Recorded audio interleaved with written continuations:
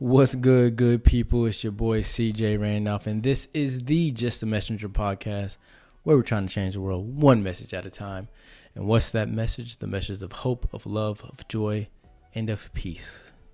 Welcome on back. Let's go ahead and dive right back in so that we can keep getting these message gems. Ooh, bars right there. Let's go. And once again, I'm a people pleaser. I want to help. I'm looking to help. But then also, where, luckily my wife has helped me, but in the past, like, who's going to help me when I need it and I hide? And that's not healthy. That's one of those things where you're empty and you pour into other people and you're still empty and just like, dude, just go take a nap and get refilled some type of energy, right? Stuff like that. So, yeah. I totally. I'm sorry. Did you want to say something? No, I'm just looking at you. I know you can relate. Yeah, I'm about to get on my square if you don't mind. The death stare, I can feel it. I can feel it. I had to make a transition to where if my cup isn't overflowing, it's only two people that can get something out of me if I'm not my full self, and that's her and my son. Yeah. Other than that, I have to be overwhelming, and it's going to be under my conditions. Yeah. If I'm going to lend a hand, unless it's dire or something. Right. Yeah. So I get it, and kudos to you, brother, for making that transition, because sometimes when we're the leader or we're the forefront person that most people lean on, and we don't have many options to lean on, it's good that you're throttling yourself. Yeah. So I appreciate you and I salute you. I salute you back. Yeah. So how has the journey of him throttling back and stuff like that, how has that affected you? I would say that of course, the man is the protector, but I'm protective. Right. And,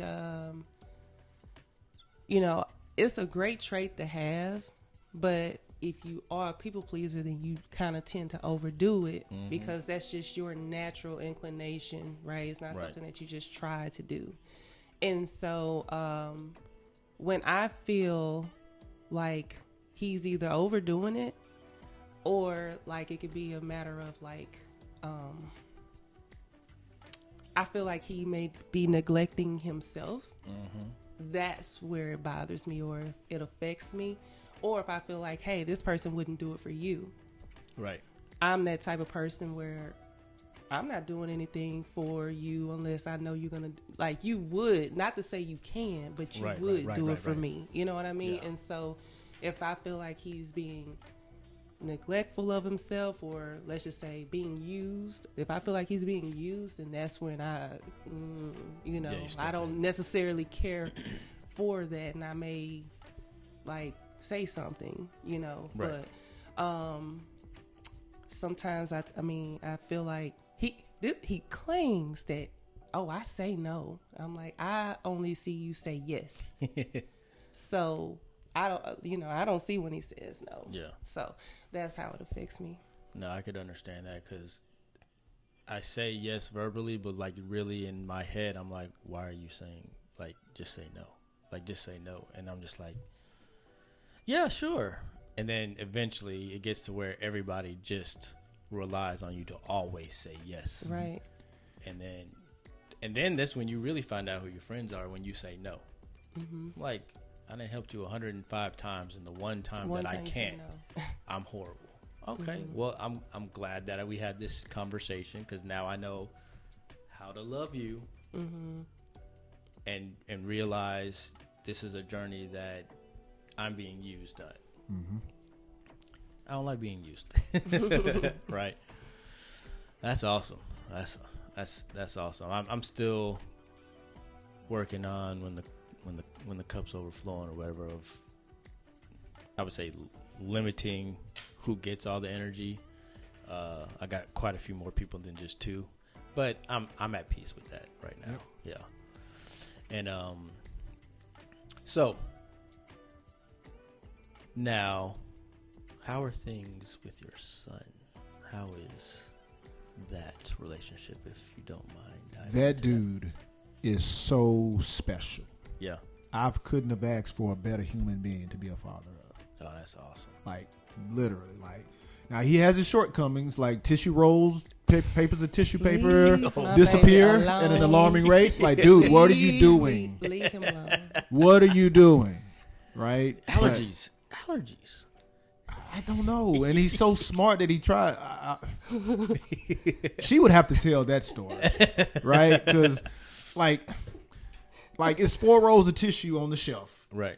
And like, dude, every time you come over here, like a 3/4 or a roll up to a roll and a half disappear. Like, what's going on? Yeah. And she has to tell that story when I confronted him about it. Like, dude, like it's got to stop somewhere. Go ahead, take off with it. You tell it better than me. Well, I feel like that should have been something that he probably should have addressed when I was not around, because of course I want him to feel comfortable. But, he was just like, dude, what are you doing with the tissue? Like, finally, he said something. And I guess he just hit his breaking point, Right. And the thing is, I'm that person, like, when you fuss at, when it's an interaction between, like, a smart kid and an adult, it is pure entertainment for me. Like, emphasize the smart kid. I'm just over there trying my best to keep myself, like, just not laugh, because he's like, what are you doing with the tissue? Like, what are you? And he was like, well, I'm using the tissue. And he's like, well, what are you using it on? Like, what? Like, what's going on? He was like, why is all this tissue in the trash can? And he looks up to him and says, well, you want me to put it in the toilet? And he's just looking at him, and they're looking at each other, and I'm over there trying my best not to crack. And I'm like, it is a logical question. Like, he's trolling me while he's answering these questions. And I'm serious, like, dude, where's this tissue going? Like, what? How? Like, why is it in the trash can? And why is the trash, like, well, you want me to put it in the toilet? Okay, I got you. You see, let me back out before I get triggered. Go to the counter, right? Let me pull away from this dude because he's been a smart jack. He's been a jack donkey at the moment.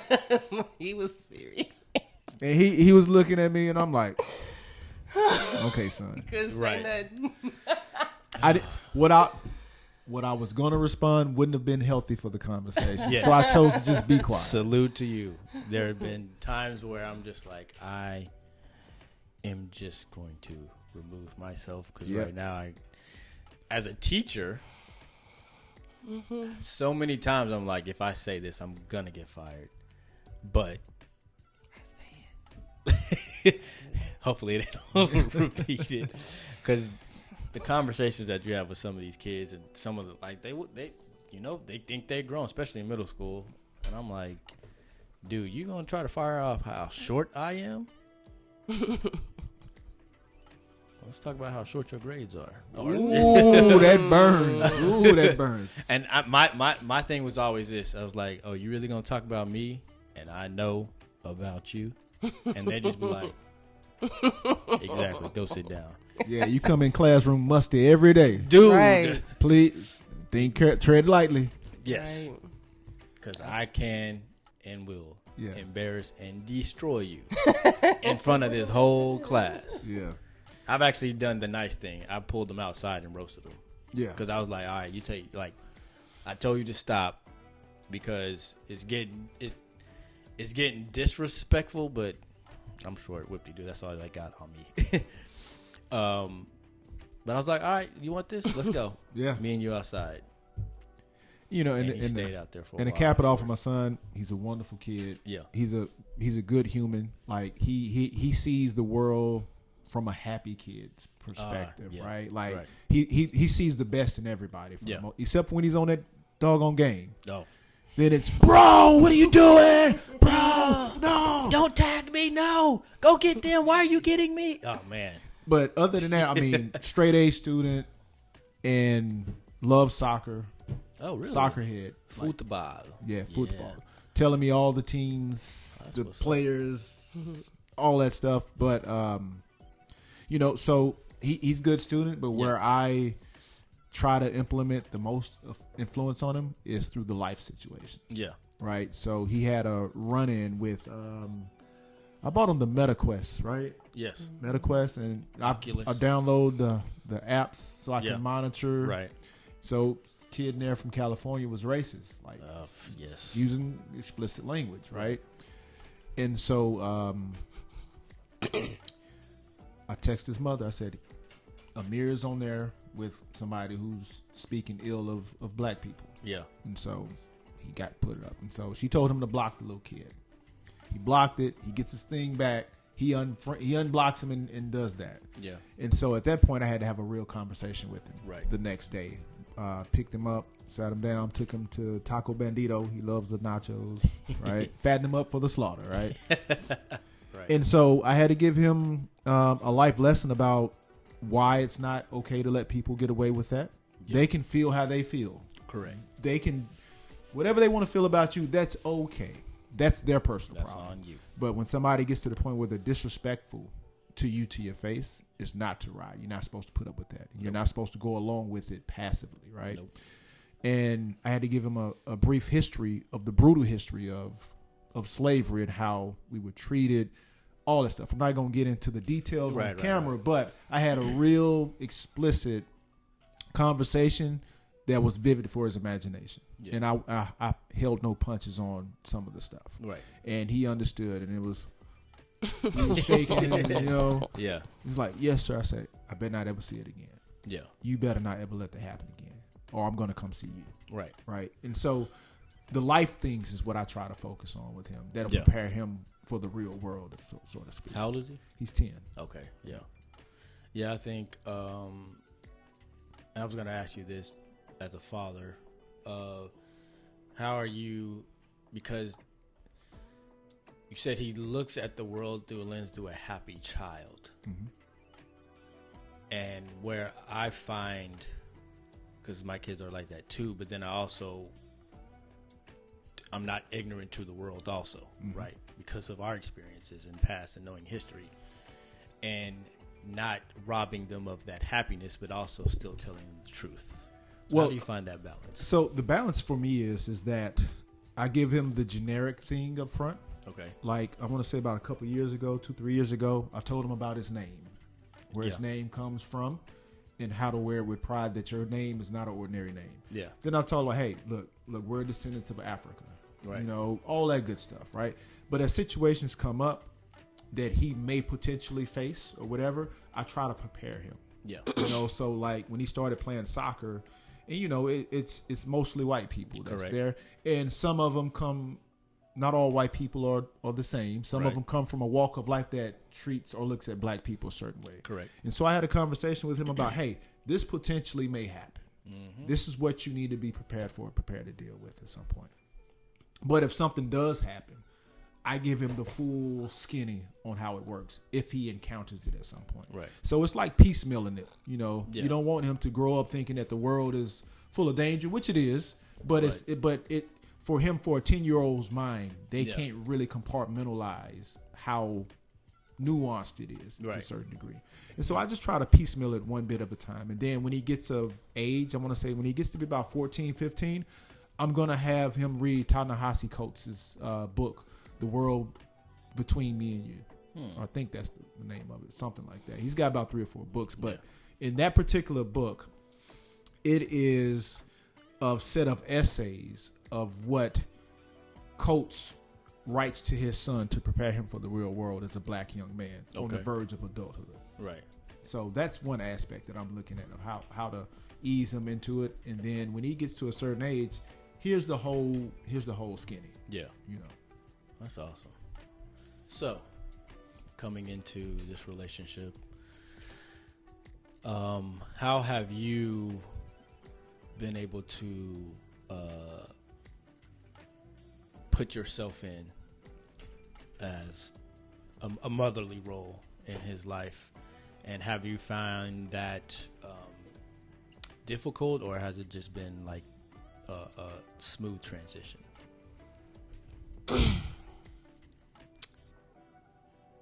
Initially, I would say a little apprehensive, and it wasn't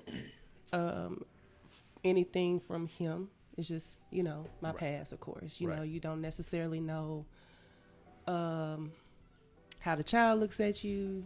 You don't want to come in and cause confusion between the dynamic between the child and the father, or even the mother, And so you just don't necessarily know how you will be received. Now, we were dating, like, in a relationship, I'm like, he's just, like he said, just a dynamic kid. Like, you couldn't ask for a better child. And so, but whenever, we're about to add this whole wife thing, you just don't know. You just don't know necessarily how they may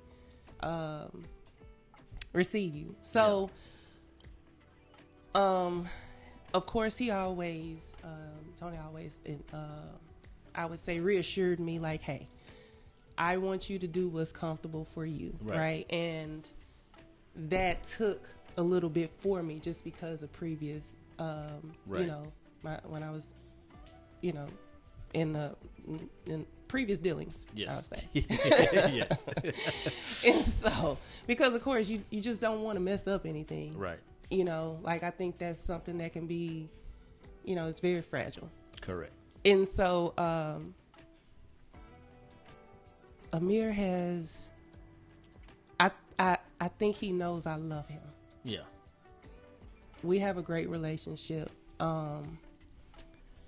And I'm like, okay, it's like, it's kind of like, double Dutch when you waiting to jump in, so it's like, I've had those moments where I'm like, I'm sitting there overthinking, like, should I say something? Should I not? Like, and he's like, it's okay. Yes, you could say something or whatever. And so just over, those are things that you just kind of have to give time. Right. And so as more time passed, I got more comfortable, and now it's like, I don't have any type of thoughts as to, hey, how I can operate with him. Yeah. And again, he's never gave me any type of strife. It was just me overthinking it. And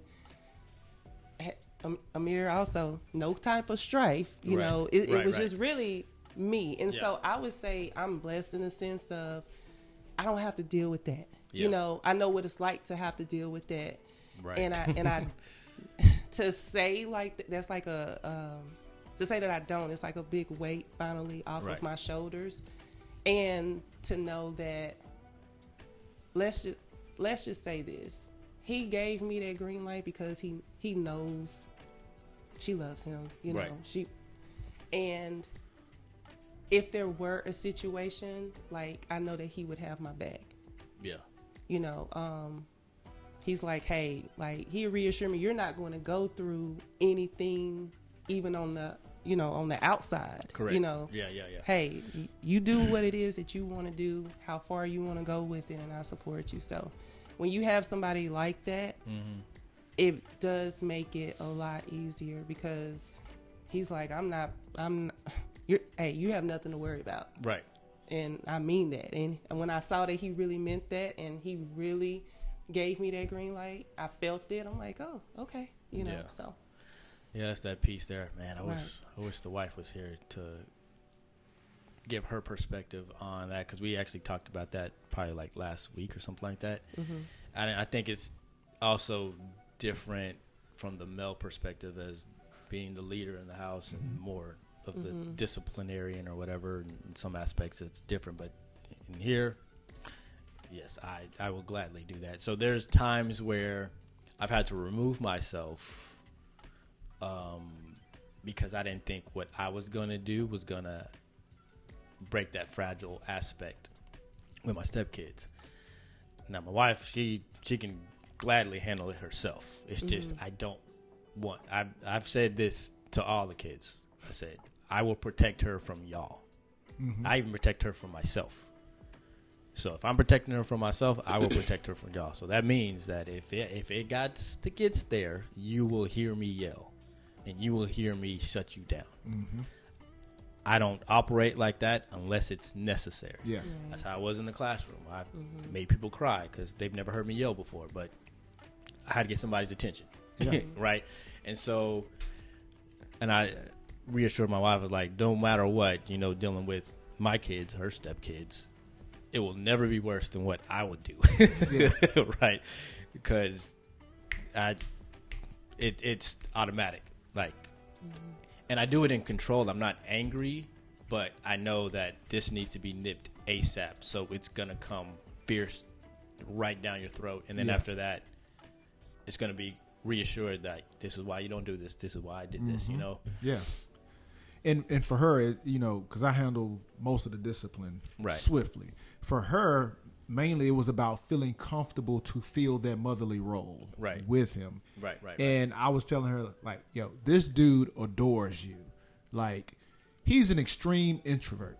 Yeah. He don't fool with nobody he don't fool with.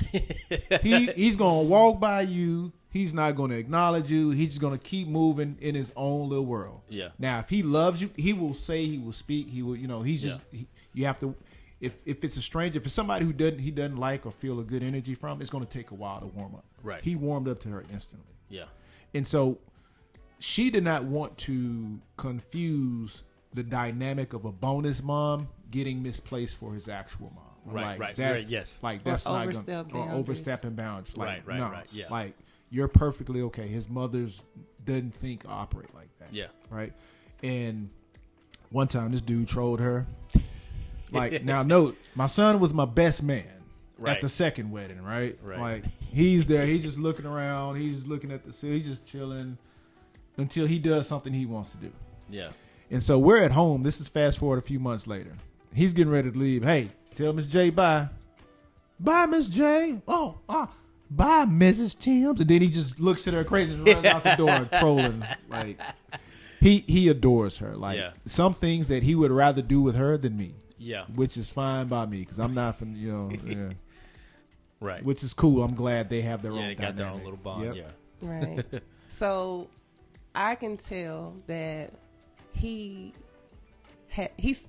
so sweet. He has such a good heart. He has a good heart like his dad. And I see the little small little things as to, I'm like, he could potentially be one of those people that'll just do for people like his dad. Right. Potential people pleaser. Mm-hmm. And so, I had a conversation with him about, hey, I want you to always feel comfortable. You can tell me how you feel. It's okay. Like, you don't have to go along with, everything, right? Because you're very important. We had that whole spiel, right? Yeah. So one day, we were at the house and he was, I thought maybe he's wants some company. So I was like, okay. I said, well, I asked him, I said, hey, you want my niece? You want her to come over? I'm gonna go get her and she could play with you or whatever, because they've done that before. And he was like, okay. And then I thought about it. I said, no, let me ask him. So I said, hey, now this is a safe space. Yeah. You don't have to do this. I'm only suggesting, and you're not going to hurt my feelings. Right. If that's not what you want to do. She doesn't have to come over here. I said, so it could just be us, you get all our attention, or she could come over. The choice is yours. I won't feel any type of way about it. So what is it that you really want to do? And he said, I just want it to be us. And I said, okay, but I'm glad that we have that type of relationship to where he knows. Sometimes I have to pull it out of him, but hey, I can say it, right? And so those are the type of things that I may pay attention to a little bit more. Like, he has his thing where he's great at as far as parenting, and I pay attention to the whole, I guess, nurturing deal. You know what I mean? Right. Because I suck. I'm like, nurturing. I said, dear, no, why don't you? I'm so bad at We're not necessarily designed for that. Like, let's be honest. No, dear, let's. Why don't you? What about doing it this way? I have to reel them in, sometimes. So. Oh yeah. No, I mean, each kid is different, and that's one thing that I was like, all right, I went through all of this so that y'all could potentially not go through this, because I'm gonna teach you. Look out for this. Do this. Don't just because I ask you a question, you can say no. Mm-hmm. And we've had very honest conversations. My youngest, well, he's not the youngest, but second to youngest, Gideon, my youngest, he's very sweet, very emotional, very like, I'll just take this because I know the potential of possibly upsetting you. And so now we've been able to kind of open up, and actually my wife has been the one that broke that seal to where now he's like, well, I was afraid, I thought you would be mad at me. It's like, no, like, no. It's okay for you to have your own opinion. Right.